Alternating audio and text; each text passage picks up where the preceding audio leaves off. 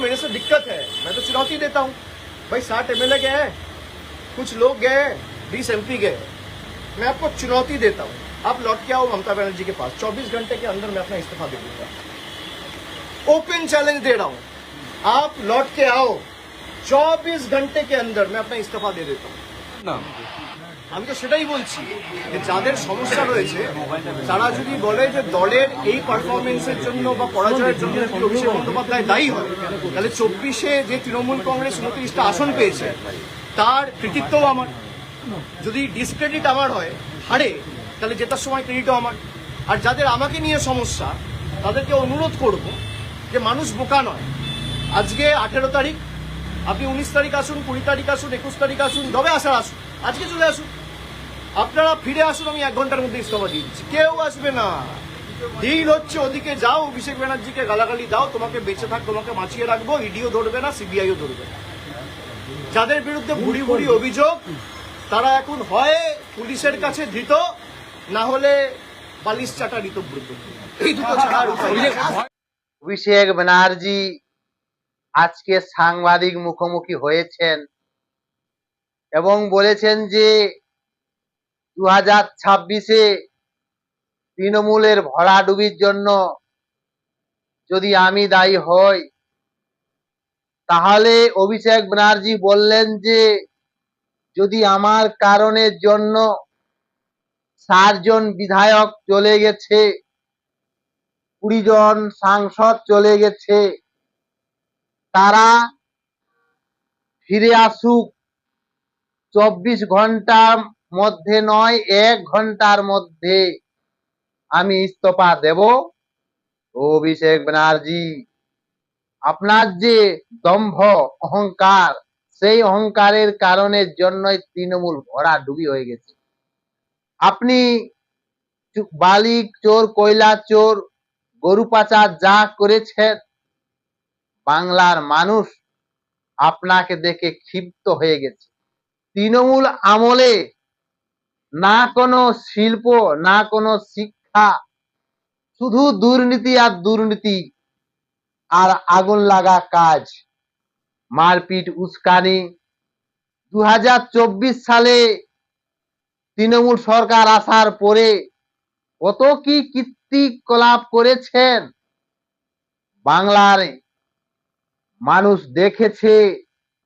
আর বিশেষ করে তৃণমূল সরকারের একটাই ভুল, মুসলমানদের মাথায় তুলে রাখত আর হিন্দু সনাতনী ধর্মকে যে কোনো সময় আক্রমণ করত, গাদ্দার ধর্ম বলতো, এই পশ্চিমবঙ্গ থেকে রাষ্ট্রবিরোধী কথা বলতো। তা পশ্চিমবঙ্গের মানুষ দেখছে। আর আপনাদের আমলে এই পশ্চিমবঙ্গকে বাংলাদেশ করার ছক ছিল। সমস্ত কিছুই পশ্চিমবঙ্গের মানুষ দেখেছে, শুনেছে। তারপরে 2026-এর নির্বাচনে উপযুক্ত জবাব দিয়েছে। 2011 সালে তো তৃণমূল এসেছে, যা কীর্তিকলাপ করেছে। বিশেষ করে বলা যায় 2021 কত যে মা বোনের উপর অন্যায় অত্যাচার হয়েছে, কত ঘর বাড়ি ভেঙেছে, যে 320 জন বিজেপি শহীদ হয়েছে, যে অন্যায় অত্যাচার করেছে, সেই জবাব দিয়েছে বাংলার মানুষ। অভিষেক বাবু, আপনি তো যে কোনো সময় স্বরাষ্ট্রমন্ত্রীকে আক্রমণ, দেশের প্রধানমন্ত্রী যিনি বিশ্বগুরু নামে পরিচিত, তাকে আপনি কটূক্তি কথা বলতেন। তাই বাংলার মানুষ, বাংলার হিন্দু সনাতনীরা 65 থেকে 70% আছে, উপযুক্ত জবাব দিয়েছে আপনাদের। অভিষেক বলছেন যে 60 জন বিধায়ক চলে গেছে, 20 জন সাংসদ চলে গেছে, তারা আসবে? মোটেই আসবে না। আপনার যে স্বভাব, চরিত্র, নেচার, আচরণ, এই পশ্চিমবঙ্গ রবীন্দ্রনাথ ঠাকুরের পশ্চিমবঙ্গ, বিবেকানন্দের পশ্চিমবঙ্গ, শ্যামাপ্রসাদের পশ্চিমবঙ্গ, সেই পশ্চিমবঙ্গ থেকে রাষ্ট্রবিরোধী কথা আপনারা প্রায় বলতেন। ক্ষমতায় আপনাদের যখন ছিলেন কিনা ফুটানি টেढ़ी, সেই টেढ़ी আর ফুটানি পশ্চিমবঙ্গের মানুষ উপযুক্ত জবাব দিয়েছে। যেখানে 65 থেকে 70% হিন্দু সনাতনী বসবাস করে, সেখানে হিন্দু ধর্মকে প্রায় আক্রমণ করা হতো। হিন্দু সনাতনীরা জেলের মধ্যে থাকতো। তাই হিন্দু সনাতনীরা ঐক্যবদ্ধ হয়ে আপনাদের জবাব দিয়েছে। বিজেপি সরকার 46% ভোট নিয়ে ক্ষমতায় এসেছে, 208 আসন নিয়ে। এরপরে যখন বিধানসভা ভোট হবে 2031 সালে, সেই সময় 60% হিন্দুকে একত্রিত করতে হবে। আর যে সরকার এসেছে, এই সরকার দীর্ঘ 50 বছর থাকবে। এই সরকার আসার পরেই শিল্পপতিরা আসছে, একের পর এক বিনিয়োগ করছে পশ্চিমবঙ্গে। পশ্চিমবঙ্গে শান্তি ফিরে এসেছে। সোনার বাংলা ধীরে ধীরে গড়বে। আপনাদের মতো অহংকার নেই এই বিজেপি সরকারের নেতা নেত্রীদের আরো অহংকার নেই। যশস্বী দামোদর মোদীর নেতৃত্বেই পশ্চিমবঙ্গ চলবে। আপনার যে অহংকার, দম্ভ, সেই শেষ হয়ে গেছে, চূর্ণ হয়ে গেছে। আবার অভিষেক ব্যানার্জি বলছেন যে তার এক ডায়মন্ড হারবারে 5 তলা বাড়ি ছিল, সেই বাড়িকে ভেঙে গুড়িয়ে দিয়েছে 3টা বুলডোজার নিয়ে গিয়ে, সেটা অবৈধ ছিল। সেখান থেকেই নাকি বুথ দখল করা হতো, পার্টি অফিস দখল করা হতো। অভিষেক ব্যানার্জি, আপনাদের আমলে কি হয়েছে, কি বাকি আছে? পশ্চিমবঙ্গে কি হয়েছে আপনাদের আমলে? একটা হয়েছে, কি হয়েছে? দিকে দিকে আগুন জ্বলতো। ধুলিয়ান মস্তলায় 500-600 পরিবারকে আগুন জ্বালিয়ে দিয়েছিলেন। পশ্চিমবঙ্গের মানুষ তা দেখেছে, তাই জবাবটা দিয়েছে। তৃণমূল সরকারের আশা ছিল এই পশ্চিমবঙ্গকে পূর্ব পাকিস্তানে, বাংলাদেশে মিশিয়ে দেওয়া। দেশ বিরোধী কথা বলতেন এই পশ্চিমবঙ্গ থেকে। তা বাংলার মানুষ দেখেছে, শুনেছে, ভোটের মাধ্যমে জবাব দিয়েছে। কিন্তু সনাতনীরা শুয়ে নেই যে আপনাদের যা ইচ্ছা তাই বলবে। ওই জেহাদিরা, তৃণমূল সরকারের আমলে জেহাদিরা অপরাধ করত, মারপিট, খুন, ধর্ষণ, লুট, চুরি চামারা সবকিছু করত। তারপরেও তারা খোলা আকাশে ঘুরে বেড়াতো। তাদের কোনো আইন নেই, তাদের কোনো শাস্তি নেই। আর এই বিজেপি সরকার এসেছে, পালা বদল হয়েছে।